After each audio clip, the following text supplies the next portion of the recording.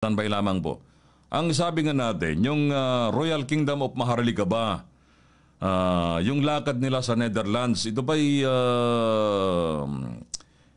doon sa International Court of Justice daw, ang title nga natin, panluloko o ito'y sablay. Ha? Ang sinasabi ng grupong Royal Kingdom of Maharlika, mga kababayan, at ang kanilang leader na si Rolando Rey Quipte-Villar, mga kababayan, ay wala pong basehan sa katotohanan. Ang mga ganitong pahayag ay malawak po na itinuturing natin ang mga pekeng balita at conspiracy theories, mga ito mga sinasabi nito. Ngayon, mayroon tayong paglilinaw kung bakit nating tinatawag na pekeng balita o conspiracy theories. Dapat yan, bibigyan natin ng punto para maliwanagan po ninyo, ha? Paghahari ni Rolando Rey Quipte-Villar bilang hari ng Pilipinas sa ilalim ng monarkiya at pagiging maharlika, ito yung kanilang laging pinapangalandagan sa pagbabasa niya po ng kanyang mga dokumento na siya raw po ay magiging hari kapag naging monarkiya ang bansang Pilipinas. Ha? At tatawaging maharlika po ang ating bansa na ganun lang kadali dahil sa kanya. Ha? Makinig po kayo, mga naghahanap po ng katotohanan. Para sa kapatiran niyo mga kababayan, ang Pilipinas, ang bansa po natin, ay isang republika at hindi isang monarkiya. Ang kasalukuyang sistema ng gobyerno natin ay hindi kinikilala ang anumang magiging ng pagkakaroon ng hari o reyna sa ating bansa. Hindi po yan, wala pang nasusulat na ganyan. Kaya yung sinasabi po nilang ni Rolando Rey Quipte-Villar na kailangan maging monarkiya ang bansang Pilipinas at siya ang upong hari, wala pong, kumbaga sa Bible, wala pong nasusulat na ganyan po sa ating kasaysayan. Ano ha? Kasi nga, ang bansa po natin ay ang Pilipinas sa isang republika at kailanman wala sa panaginip ng mga Pilipino na magiging monarkiya ang bansang Pilipinas at matatawag na maharlika na matagal nang pinagtatalunan po yan, mga kababayan. Ha?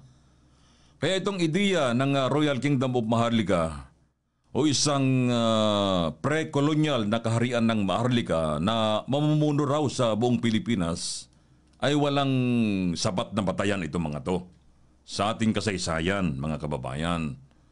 Ayon sa mga nabasa natin sa mga historian, ang pre-colonial na Pilipinas ay binubuo ng iba't ibang maliliit na barangay, chiefdoms at tribal group at hindi isang nagkakaisang kaharian sa ilalim lamang ng isang hari.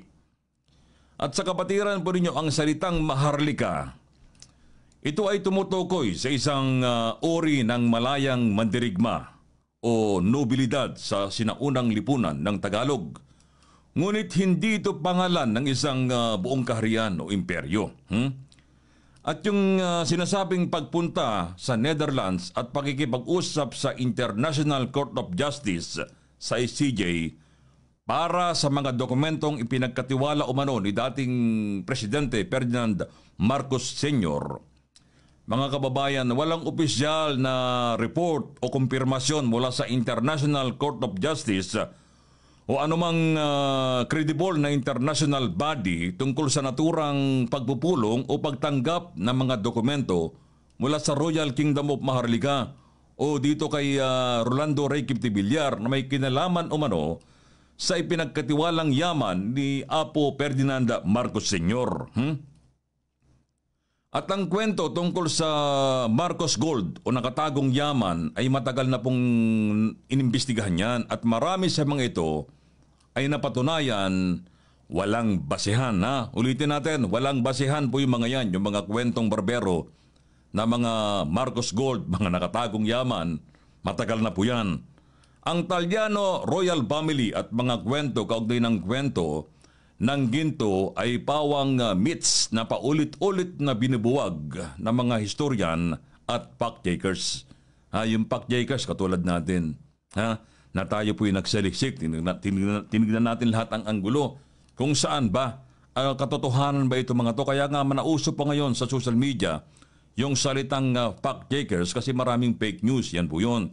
Kailangan mong saliksikin Bilang kami po yung mga journalist, kailangan naming saliksikin yung mga pinapahayag ng mga yan, bagamat tinatawag na vlogger ng nag-iisang tao dyan sa Royal Kingdom, ipapairal po natin yung pagka-reporter po natin, ha?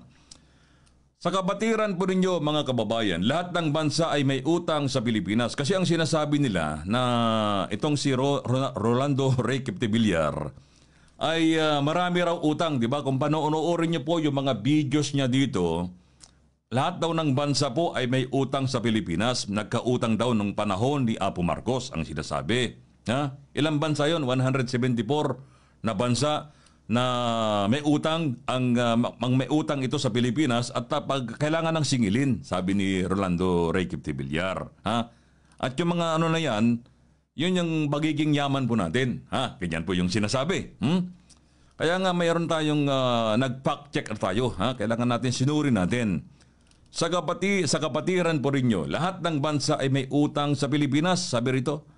At magiging dahilan daw ito ng paghahari ng Pilipinas sa buong mundo kasi magbabayad nga naman sila. Ito po isang definite o kompletong walang katotohanan itong ganitong mga kwento. Walang anuman pong batayan o dokumento sa pandaigdigang ekonomiya o batas na nagsasaad na ang lahat po ng bansa ay may utang sa Pilipinas. Wala pong batayan, wala pang nasusulat.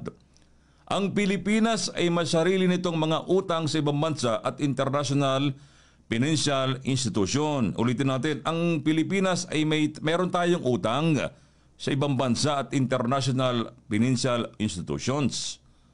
Ngayon, ang